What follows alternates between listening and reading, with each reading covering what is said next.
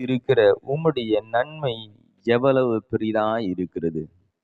அருமையான தேவனுடைய பிள்ளைங்களே,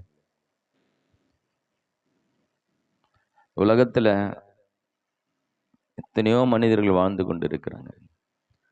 ஆனால் இந்த தெய்வத்துக்கு பயந்து எல்லா மனுஷர்களுக்கு முன்பாக நான் கர்த்தரை நம்புகிறேன்னு, கர்த்தர் மேல நம்பிக்கை வைத்து நான் கர்த்தரை நம்புகிறவன்னு தன்னை வெளிப்படுத்தி காட்டுறாங்க பாரு. அவங்களுக்காக ஆண்டவர் என்ன பண்ணாரா, அவர் உண்டு பண்ணி வைத்திருக்கிற அவருடைய நன்மை எவ்வளவு பெரிதா இருக்கிறது. அருமையான தேவனுடைய பிள்ளைகளை, கர்த்தருடைய பிள்ளைகளுக்காக அவர் நமக்காய் உண்டு பண்ணி வைத்திருக்கிறார். அப்படின்னு என்ன, உனக்காக எல்லாத்தையும் ரெடி பண்ணிட்டாரு.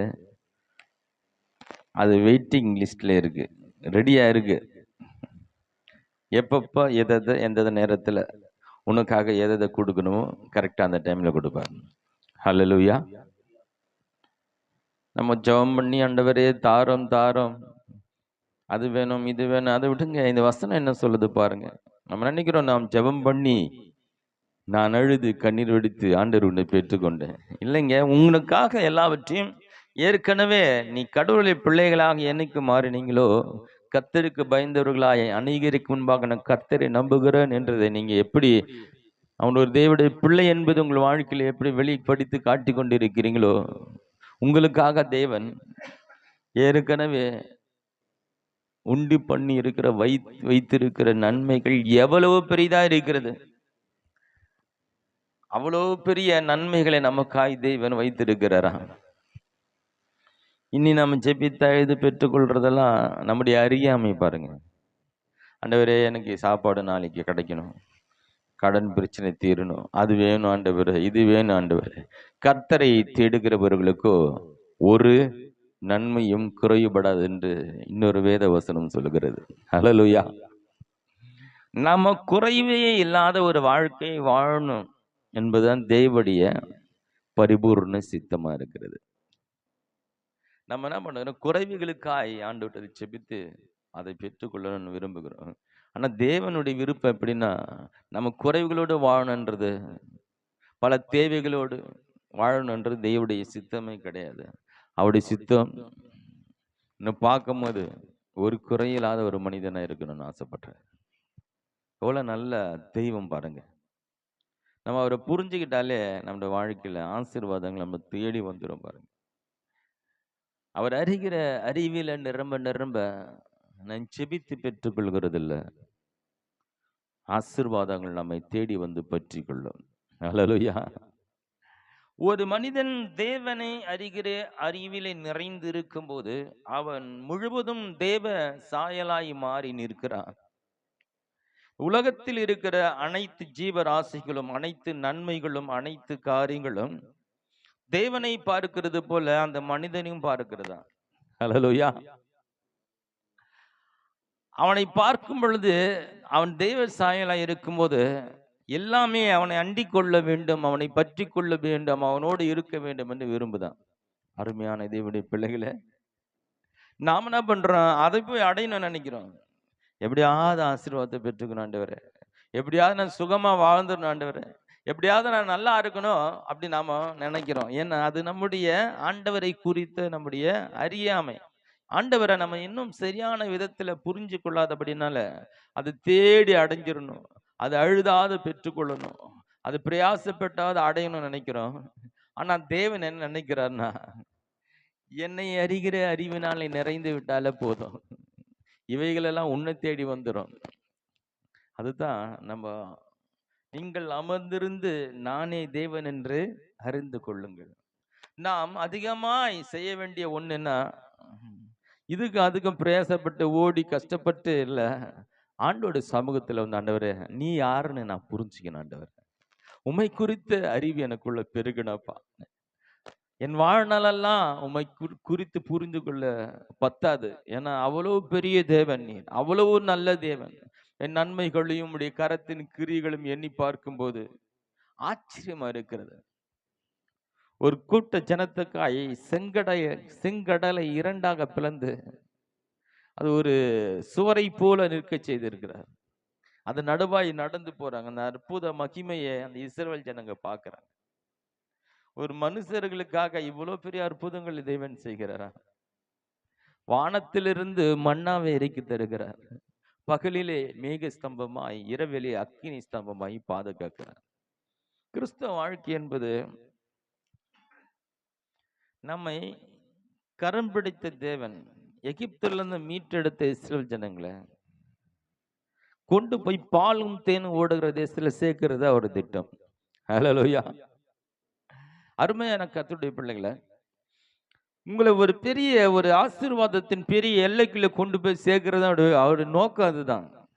நடுவுல ஏதோ கொஞ்சம் பஞ்சம் வருது, தண்ணி கசக்குது, ஒருவேளை தண்ணி இல்லாம இருக்குது, கவலைப்படாது, அதுக்கும் பரிகாரம் இருக்குது. அங்கேயும் உனக்காய் கண்மலையை அவர் பிளந்து தண்ணீர் தாகத்தை தீர்ப்பார்.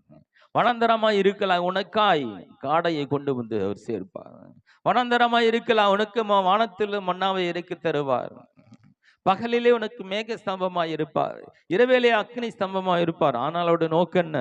உன்னை பாலும் தேனும் ஓடுகிற தேசத்துக்கு நீராய் கொண்டு போய் ஆசீர்வாதமாய் உன்னை வாழ வைப்பதற்கான திட்டத்தில் தான் உன்னை நடத்தி கொண்டு வருகிறார். ஹல்லேலூயா. நடுவில் ஒரு சின்ன சின்ன காரியங்களை வைத்து கலங்கி விடாதீர்கள். கர்த்தர் உங்களுக்கு நேர்த்தியான ஆசீர்வாதங்களை அவர் வைத்திருக்கிறார். ஹல்லேலூயா.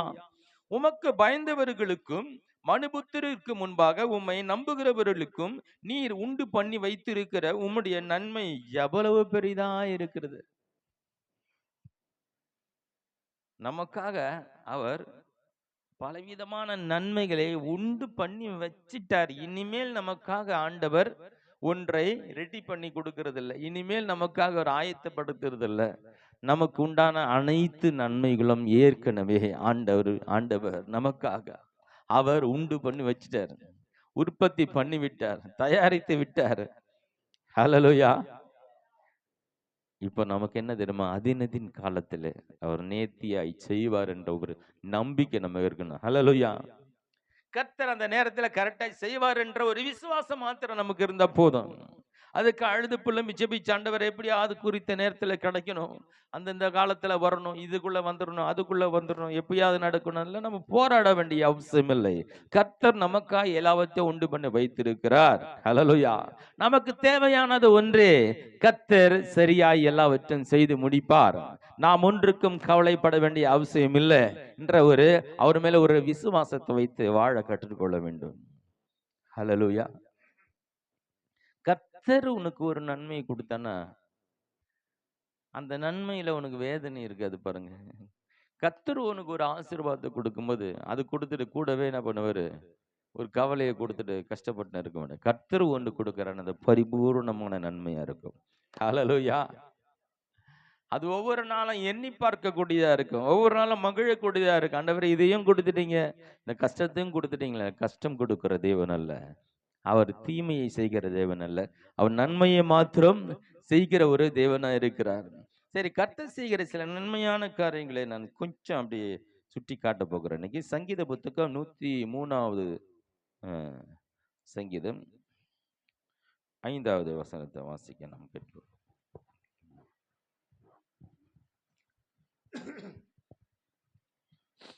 நன்மையினால் உன் வாயை திருப்தியாக்குகிறார், நன்மையினால் உன் வாயை திருப்தியாக்குகிறார். கழுகுக்கு சமானமாய் உன் வயது திரும்ப வாழ வயது போலாகிறது. பாருங்க, ஐசாய்சன் கவலைப்படாதீங்க, திரும்ப உங்களுக்கு இளமை திரும்ப போகிறது. ஹல்லேலூயா. இளமை ஊஞ்சல் ஆடுகிறது, அது மாதிரி இளமை உங்களுக்கு இனிமேல் ஊஞ்சல் ஆட போகிறது.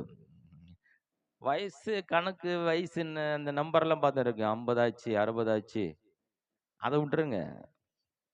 நம்பர்லாம் ஒன்றும் கிடையாது.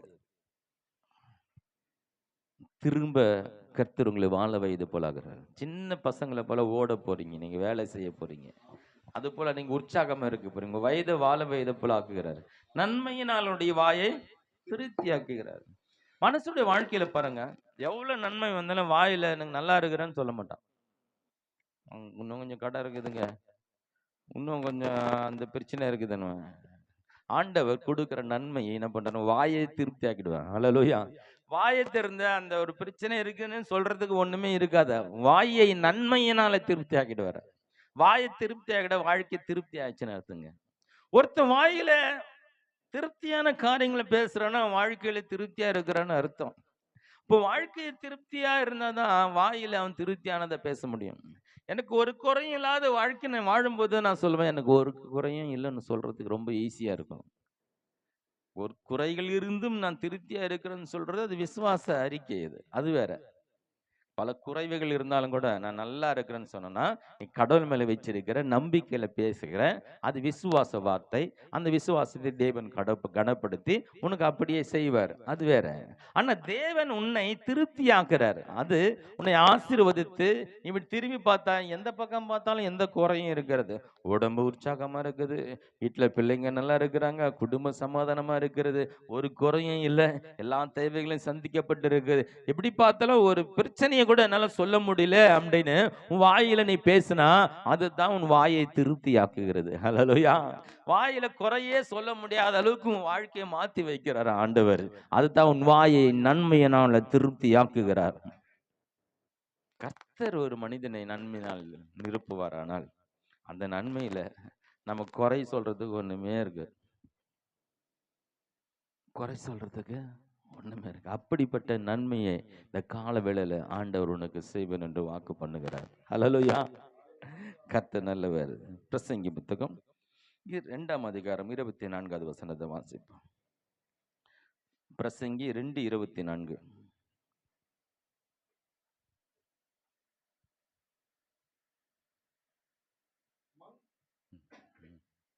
மனுஷன் புசித்து குடித்து தன் பிரயாசத்தின் பலனை அனுபவிப்பதை பார்க்கிலும் அவனுக்கு ஒரு நன்மையும் இல்லை, இதுவும் தேவனுடைய கரத்திலிருந்து வருகிறது என்று நான் கண்டேன். அதாவது கடவுள் கொடுக்கிற நன்மையில ஒண்ணு என்னன்னா அனுபவிக்கிறது. இன்னைக்கு உலகத்துல பணம் நிறைய இருக்கு, நிறைய பேருக்கு அவங்களால அதை அனுபவிக்க முடியல, அதை வச்சு சந்தோஷமா இருக்க முடியல. நிறைய சாப்பாடு இருக்கு, சாப்பிட முடியல. பெட் இருக்கு, ஏசி இருக்கு, ஆனா தூக்கம் வருகிறது இல்லை.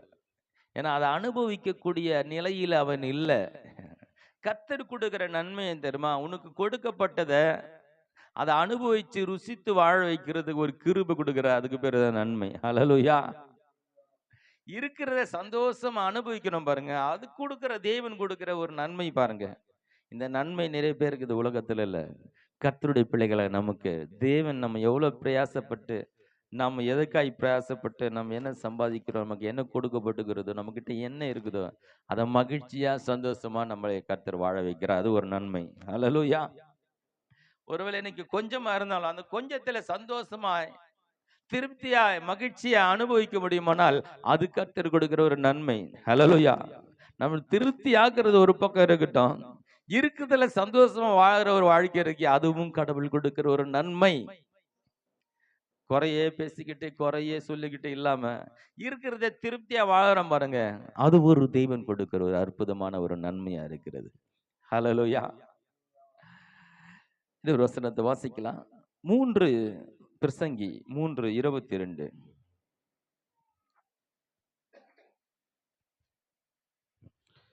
இப்படி இருக்கிறபடியால் மனுஷன் தன் செய்கைகளில் மகிழ்ச்சியாய் இருக்கும்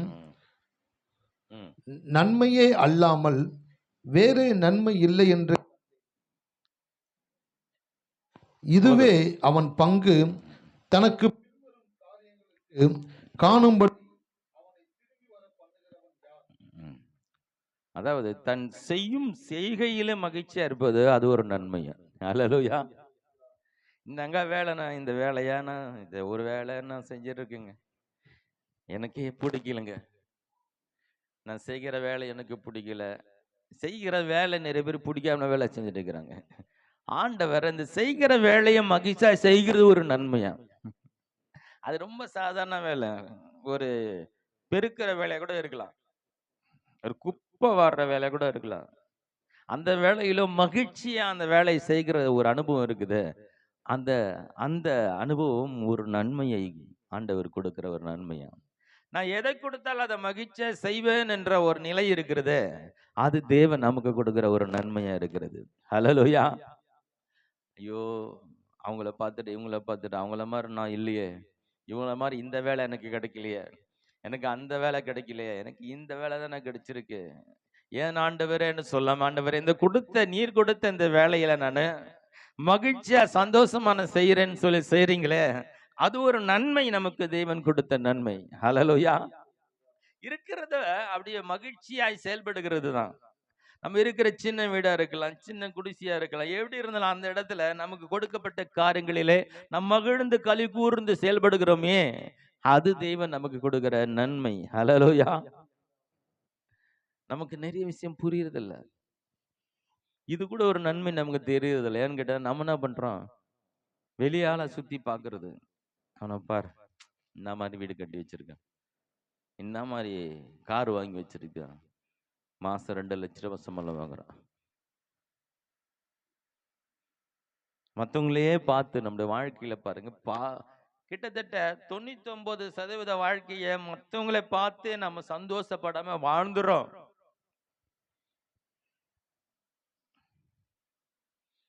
என்ன வேலை செய்யறதுலன்ற மகிழ்ச்சி இல்லை, அந்த வேலையை எப்படி செய்யறீங்கன்றதுதான் மகிழ்ச்சி இருக்கு. ஹல்லேலூயா.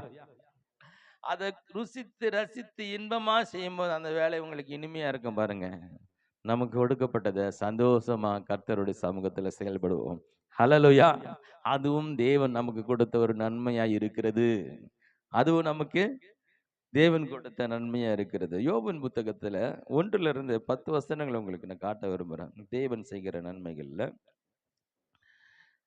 சில காரியங்களை உங்களுக்கு வாசிக்கலாம். வாசிக்கிட்டோமா? 1-10 வசனங்கள். தேசத்திலே ம் யோபு என்னும் பெயர் கொண்ட ஒரு மனுஷன் இருந்தான். அந்த மனுஷன் உத்தமனும் சன்மார்க்கனும் ம் தேவனுக்கு பயந்து பொல்லாப்புக்கு விலகிறவனுமாய் இருந்தான். அவனுக்கு 7 குமாரரும் 3 குமாரத்திகளும் பிறந்தார்கள். அவனுக்கு 7,000 ஆடுகளும் 3,000 ஒட்டகங்களும் 500 ஏர் மாடுகளும் 500 கழுகுகளும் ஆகிய மிருக ஜீவன்கள் இருந்ததுமன்றி திரளான பன்முடைக்காரரும் இருந்தார்கள். அதனால் அந்த மனுஷன் கிழக்கத்து புத்திரர் எல்லாரிலும் பெரியவனாய் இருந்தான். அவன் குமாரர் அவனவன் தன் தன் நாளிலே தன் தன் வீட்டில் இருந்து தங்கள் 3 சகோதரிகளையும் தங்களோடு போஜனம் பண்ணும்படி அழைப்பார்கள். விருந்து செய்கிற அவரவருடைய நாள்முறை முடிகிற போது, யோபு ஒருவேளை என் குமாரர் பாவம் செய்து தேவனை தங்கள் இருதயத்தில் தூஷித்திருப்பார்கள் என்று சொல்லி அவர்களை அழைத்தனுப்பி பரிசுத்தப்படுத்தி அதிகாலமே எழுந்து அவர்கள் எல்லாருடைய லெக்கத்தின்படியையும் சர்வாங்க தகன பலிகளை செலுத்துவான். இந்த பிரகாரமாக யோபு அந்நாட்களில் எல்லாம் செய்து வருவான். ஒரு நாள் தேவபுத்திரர் கர்த்தருடைய சந்நிதியில் வந்து நின்ற போது சாத்தானும் அவர் நடுவிலே வந்து நின்றான். கர்த்தர் சாத்தானை பார்த்து, நீ எங்கே இருந்து வருகிறாய் என்றார். சாத்தான் கர்த்தருக்கு பிரதியுத்தரமாக, பூமி எங்கும் உலாவி அது சுற்றி திரிந்து வருகிறேன் என்றான். கர்த்தர் சாத்தானை நோக்கி, என் தாசனாகிய யோபுவின் மேல் கவனம் வைத்தாயோ?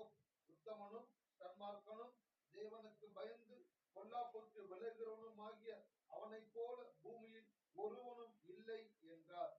அதற்கு சாத்தான் கர்த்தருக்கு பிரதியுத்தரமாக, யோபு விருதாவாகவா தேவனுக்கு பயந்து நடக்கிறான்? நீர் அவனையும் அவன் வீட்டையும் அவனுக்கு உண்டான எல்லாவற்றையும் சுற்றி வேலி அடைக்கவில்லையோ? அவன் கைகளின் கிரியை ஆசீர்வதித்து அவனுடைய சம்பத்து தேசத்தில் பெருகிற்று. இங்க பார்க்கும் பொழுது சாத்தான் ஆண்டவர் யோபை பத்தி சொல்லுகிறார். அவன் உத்தமனும் சன்மார்க்கனும் தேவனுக்கு பயந்து பொல்லாப்புக்கு விலகிறவனுமாகி அவனை போல ஒருவனும் இல்லைன்னு அவர் சாட்சி கொடுக்கிறார். அவர் தேவனுக்கு பயந்து நடக்கிற அந்த ஒரு தேவ மனிதனா இருக்கிறார். அவர் சாட்சி கொடுக்கறதுல ஒரு சரியான நியாயமான ஒரு காரியம். அக்காலத்துல மிகப்பெரிய அந்த தேசத்தில் பெரிய செல்வந்தனா இருக்கிறான். அவனை மாதிரி ஆசீர்வதிக்கப்பட்டவன் எவனும் கிடையாது. அப்படி கர்த்தர் அவனை ஆசீர்வதித்து வைத்திருக்கிறார். இங்க நான் உங்களுக்கு சுட்டி காட்ட விரும்புறது, நீர் அதாவது ஆண்டவர் இடத்துல போய் சாத்தான் பேசுறார். நீர் அவனையும் அவன் வீட்டையும் அவனுக்கு வேலி அடைக்கவில்லையோ? அவன் கைகளின் கிரியைகளை ஆசீர்வதித்தீர், அவனுடைய சம்பத்து தேசத்தில் பெருகிற்று. என்ன சொல்றேன்னா, நீங்க வேலெடுத்து வைத்திருக்கீங்க. ஹalleluya. வெறும் ஆசீர்வதித்து மட்டும் விடுற தேவன் அல்ல, அதை ஒருவனும் தொடாதபடிக்கு, அது சாத்தானா இருந்தாலும் கூட அதிலிருந்து ஒன்றையும் எடுத்துக்கொள்ளாதபடிக்கு, அவனே நெருங்காதபடிக்கு உன்னை வேலை எடுத்து அந்த நன்மையினால் நிரப்புகிற தேவன். ஹalleluya. ஏதோ உங்ககிட்ட கொடுத்துட்டு அப்படியே விட்டுறது இல்ல, அது உங்ககிட்ட பத்திரமா இருக்கணும்.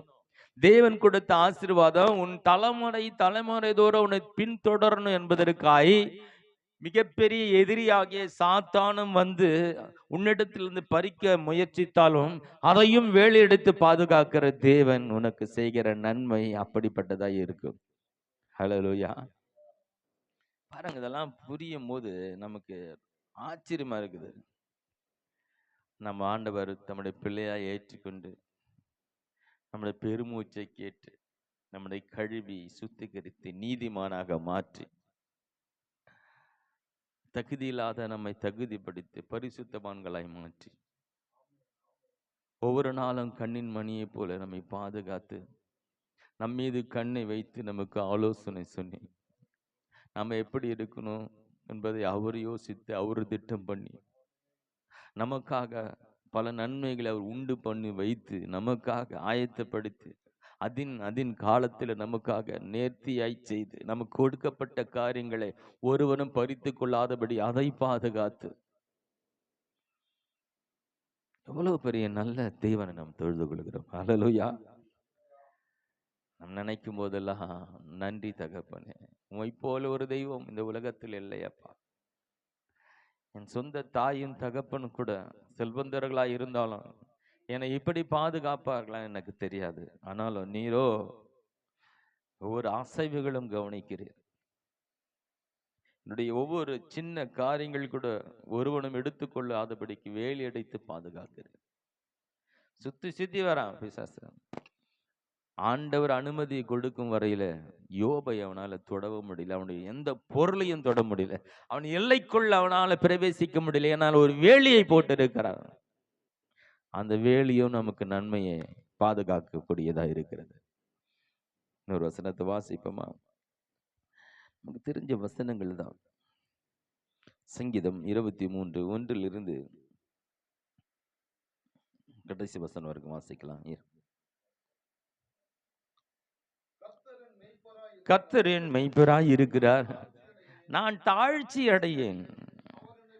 அவர் என்னை புல்லுள்ள இடங்களிலே மேய்த்து அமர்ந்த தண்ணீர்கள் அண்டையிலே என்னை கொண்டு போய் விடுகிறார். அவர் என் ஆத்துமாவை தேற்றி தம்முடைய நாமத்தை நிமித்தம் என்னை நீதியின் பாதையிலே நடத்துகிறார். நான் மரண இருளின் பள்ளத்தாக்கிலே நடந்தாலும் பொல்லாப்புக்கு பயப்படேன். தேவரீர் என்னோடு கூட இருக்கிறீர். உமது கோலம் உமது தடியை என்னை தேற்றும்.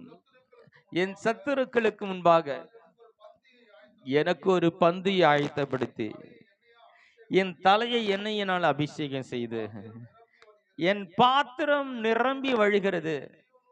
என் ஜீவனுள்ள நாளெல்லாம் நன்மையும் கிருபையும் என்னை தொடரும். நான் கர்த்தருடைய வீட்டிலே நீடித்த நாட்களாய் நிலைத்திருப்பேன். தேவனை சரியாய் புரிந்து கொண்டனுடைய அவன் வாயில வருகிற அந்த வார்த்தை இப்படியே தான் இருக்கும். ஹல்லேலூயா. தேவனுடைய பாதையில நடந்த தேவனை ருசித்து வாழ்கிற மனிதனுடைய வாழ்க்கையில அவன் பேசுகிற வார்த்தை இப்படியாக தான் இருக்கும். ஹல்லேலூயா. என் சத்துருக்களுக்கு முன்பாக எனக்கு ஒரு பந்தியை ஆயத்தப்படுத்தி என் தலையை எண்ணெயினால் அபிஷேகித்து. நீ யார் கீழே போகணும் மேலே வரக்கூடாதுன்னு எத்தனை எதிரிகள் எத்தனை தடைகளை போட்டாலும் கூட அவங்களுக்கு முன்பாக உன்னை உயர்த்தி உன் தலையை எண்ணெயால் அபிஷேகம் பண்ணுகிற ஒரு தேவன். ஹல்லேலூயா. இது ஒரு நமக்கு நன்மை பாருங்க. ஹல்லேலூயா. கர்த்தர் நமக்காய் அதுதான் நமக்கு உண்டு பண்ணி வைத்திருக்கிற நன்மை எவ்வளவு பெரிதா இருக்கிறது. உனக்காக நிறைய விதமான நன்மைகளை வைத்திருக்கிறார். ஹல்லேலூயா. பலவிதமான நன்மைகளை ருசித்து பார்க்கணும். அனுபவிக்கிறது நன்மை, செய்கிற வேலை ஒரு நன்மை. நீ யோசிக்கிற சிந்தை கூட அது நன்மையா இருக்கும். உன் வாயில வருகிற வார்த்தை கூட நன்மையா இருக்கும். பலவிதமான நன்மைகளால் நிரப்புகிறாரா. உன்னை வேலியடைத்து பாதுகாக்கிறாரா. உன் சத்துருக்களுக்கு முன்பாக உன் தலையை உயர்த்துவது உனக்கு செய்கிற அற்புதமான ஒரு நன்மை. ஹல்லேலூயா. இன்னொரு காரியத்தை வாசிக்கலாம். ஆதியாகமம் புத்தகத்திலே 31ஆம் அதிகாரம் 24ஆம் வசனம்.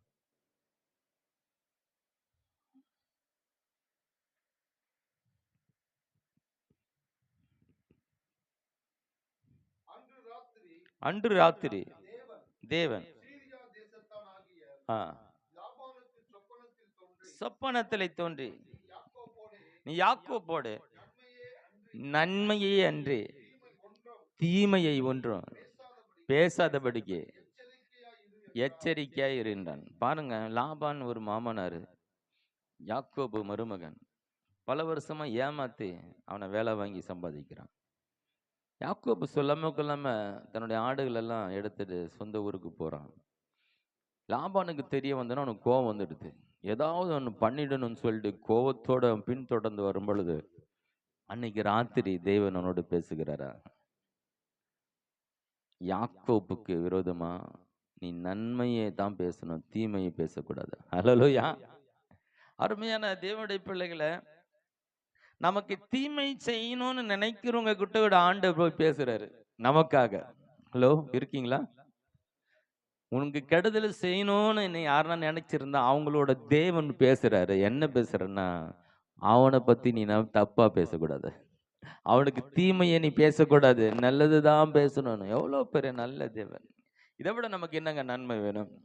நமக்காய் பரிந்து பேசுகிற தேவன், நம் பட்சத்தில் நிற்கிற தேவன், நமக்காய் வழக்காடுகிற தேவன், நமக்காய் எல்லாவற்றிலும் கூட வந்து நிற்கிற ஒரு தேவன். பாருங்க, அநேக நேரங்களில் பிரச்சனைகள் மூலம் பொழுது நினைக்கிறேன், ஆண்டவரே என்ன ஆண்டவரே எனக்கு இந்த பிரச்சனை இல்லை. இல்ல, ஆண்டவர் உனக்காய் உண்டு பண்ணி வைத்திருக்கிற நன்மைகள் பெரிதாய் இருக்கிறது. உனக்காக பேசுறோம், வாயை மாத்தி நல்லதை பேச வைக்கிறாரு. கர்த்தர் நல்லவர். பாருங்க, ஹல்லேலூயா. அதிலே 50-20 வாசிக்கலாம் ஆதியாகமம் புத்தகத்துல.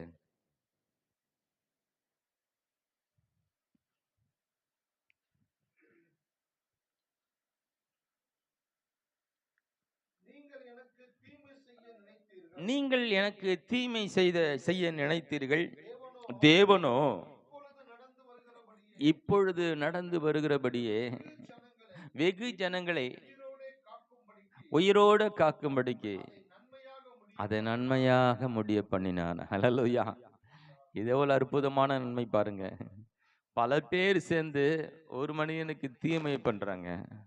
கர்த்தர் அந்த ஒரு மனிதன் எடுத்து பல ஆயிரம் லட்சம் மக்களுக்கு போஷிக்கத்தக்க ஆசீர்வாதத்தின் பாத்திரமாய் மாற்றுகிறார். ஹல்லேலூயா. உன்னை கீழே தள்ளும்படி ஒரு திரள் கூட்டம் உனக்கு எதிராய் நிற்கலாம். நான் அதை விட பெரு திரள் கூட்டத்தை போஷிக்க கூட ஆசீர்வாதத்தின் பாத்திரமாக கர்த்தர் உனக்கு ஏற்பட்ட தீமைகளை அவர் நன்மையாய் மாற்றுகிறாரா. ஹல்லேலூயா. எவ்வளவு பெரிய அதிசயமான ஒரு தேவன் பாருங்க. நீங்க எல்லாம் செஞ்ச அந்த தீமையெல்லாம் நன்மையாய் மாற்றி இன்னைக்கு இத்தனை ஒரு தேசத்துல, உலகத்துல இருக்கிற அநேக தேசங்கள் வந்து அந்த பஞ்சத்துல இந்த யோசேப்பினிடத்துல வந்து அவர்கள் தானியங்களை வாங்கி சென்றாங்களா. அப்படி தலைகீழாய் மாற்றுகிற ஒரு தேவன். ஹல்லேலூயா. உனக்கு எதிராக இருக்கிற காரியங்களை பார்த்து நீ பயந்து கொண்டு இருக்கிறது இல்ல, உனக்கு எதிராய் வருகிறவர்களை அப்படியே திசை திருப்பிடுகிற ஒரு தேவன். ஹல்லேலூயா. அவர்கள் உன்னுடைய பாதத்தில் வந்து விழச் செய்கிற ஒரு தேவன். பயந்து நடுங்கி அந்த 11 சகோதரர்களும் அப்படியே பயப்படுறாங்க. ஒரு நாள் யோசேப்பை கொல்வதற்கு அவர்கள் மாபெரும் திட்டத்தை போட்டாங்க. இப்ப யோசேப் என்ன கொன்றுவானோ, அவன் அப்படிப்பட்ட ஒரு அதிகாரத்தில் இருக்கிறானே, இந்த உயிருக்கு பயந்து பிடித்து கொண்டுதான் அங்க யோசேப்புக்கு முன்பாக நிற்கிறாங்க. யோசேப்பு சொல்லுகிறான், நீங்கள் எல்லாரும் எனக்காக நான் அழிந்து போன நீங்க செய்த எல்லா தீமைகளும் கர்த்தர் அப்படி நன்மையாய் மாற்றி விட்டார். ஹல்லேலூயா. தீமைகளை நன்மையாக மாற்றுகிற ஒரு தேவன் நம்முடைய தேவன். நம்மேல் இருக்கிற சாபங்களை ஆசீர்வாதமாய் மாற்றுகிறவர், நம்முடைய வாழ்க்கையில் இருக்கிற குறைவுகளை நிறைவாய் மாற்றுகிற ஒரு நல்ல தேவனிடத்தில் வந்து இருக்கிறோம். நம்ம கண்களை மூடி கால வேளையில, ஆண்டவரே நீ நல்லவரப்பா, எங்களுக்காய் ஆண்டவரே எத்தனையோ நன்மைகளை நீர் வைத்திருக்கிற. ஒருவேளை அதை நாங்கள் புரிந்து அறிந்து கொள்ள முடியாமல் இருக்கலாம். ஒன்று நாங்கள் நம்புகிறப்பா, நீ நல்ல தேவன், எங்களுக்கு நன்மையை மாத்திரம் நீ செய்வீரப்பா. ஒருபோதும் எங்கள் வாழ்க்கையில தீமையை நடக்க நீர் விட மாட்டீர் என்று நாங்கள் விசுவாசிக்கிறோமப்பா. ஆண்டவரே, ஏற்ற காலத்துல நீ நேர்த்தியாய் செய்து முடிக்கிற ஒரு தேவன் எங்களோடு இருக்கிறது. எப்போ எந்த நேரத்துல எதை செய்யணும்னு உமக்கு நல்லா தெரியும் ஆண்டவரே. அதை நீ கரெக்டா செய்து முடிப்பீங்க நாங்கள் விசுவாசிக்கிறோம் அப்பா. இந்த கால வேளையில உம்மை உயர்த்துகிறோம். நன்றி நன்றி நன்றி நன்றி. ஹalleluya. தூதர்கள் உண்ணும் உணவால் உந்தன் ஜனங்களை போஷித்தீரே. தூதர்கள் உண்ணும் உணவால் உந்தன் ஜனங்களை போஷித்தீரே. உம்மை போல யாருண்டு இந்த ஜனங்களை நேசித்திட? உம்மை போல யாருண்டு இந்த ஜனங்களை நேசித்திட? உமக்கொப்பானவர் யார்? உமக்கொப்பானவர் யார்? உமக்கொப்பானவர் யார்? உமக்கொப்பானவர் யார்? வானத்திலும் பூமியிலும் உமக்கொப்பானவர் யார்? வானத்திலும் பூமியிலும் உமக்கொப்பானவர் யார்? கர்த்தாவே, தேவர்களில் உமக்கொப்பானவர் யார்? வானத்திலும் பூமியிலும் உமக்கொப்பானவர் யார்? நன்றி தகப்பன். இந்த கால வேளையில தகப்பன எங்களுக்காய் நியாயத்து படித்து வைத்திருக்கிற ஆசீர்வாதங்களை குறித்து நாங்கள் கேள்விப்பட்டு, ஆண்டவரே நீ எல்லாம் உண்டு பண்ணி வைத்திருக்கிறப்பா, இனி உண்டு பண்ண போவதில்லை. எங்களுக்காக எல்லாவற்றையும் நீ உண்டு பண்ணி வைத்திருக்கிற தகப்பன, எங்களுக்கு ஏற்ற காலத்தில் ஏற்ற நேரத்தில் எங்கள் கரங்களில் நீ கொடுப்பீர் என்று விசுவாசிக்கிற ராஜா. இந்த மாதம் முழுவதும் எங்களுக்கு வந்து சேர வேண்டிய, எங்கள் கரத்தில் கிடைக்க வேண்டிய எல்லா நன்மைகளும் குறித்த நேரத்தில் நீ கொடுக்க போகிறதற்காக நன்றி செலுத்துகிறோம் அப்பா. இந்த மாதத்துல நாங்கள் நம்முடைய அற்புதமான நன்மைகளை நாங்கள் ருசிக்க போகிறதற்காக நன்றி செலுத்துகிறோம். இயேசுவின் நாமத்தில் ஜெபங்களும் நல்ல பிதாவே. ஆத்துமாவே கர்த்தரை ஸ்தோத்திரி, என் முழு உள்ளமே அவருடைய பரிசுத்த நாமத்தை ஸ்தோத்திரி. என் ஆத்துமாவே கர்த்தரை ஸ்தோத்திரி, அவர் செய்த சகல உபகாரங்களே மறவாதே. ஆமீன். நம்முடைய கர்த்தராகிய இயேசு கிறிஸ்துவின் கிருபையும் பிதாவாகிய தேவனுடைய அன்பும் பரிசுத்த ஆவியானவருடைய ஐக்கியமும் சதா காலமும் நம் அனைவரோடு கூட இருப்பதாக. ஆமென். கர்த்தர் செய்ய நினைத்தது தடைபடாது, என் தேவன் என்னை ஆசீர்வதித்தால் தடுப்பது யாரு? கர்த்தர் செய்ய நினைத்தது தடைபடாது, என் தேவன் என்னை ஆசீர்வதித்தால் தடுப்பது யாரு? என் தேவனால் நான் உயருவேன், என் தேவனால் நான் பெருகுவேன், என் தேவனால் நான் உயருவேன், என் தேவனால் நான் பெருகுவேன். நிச்சய நடக்கும், நிச்சய நடக்கும், சுற்றி உள்ள கண்கள் அதை பார்க்கும். நிச்சய நடக்கும், நிச்சய நடக்கும், சுற்றி உள்ள கண்கள் அதை பார்க்கும். கர்த்தர் உங்களை ஆசீர்வதிப்பாராக.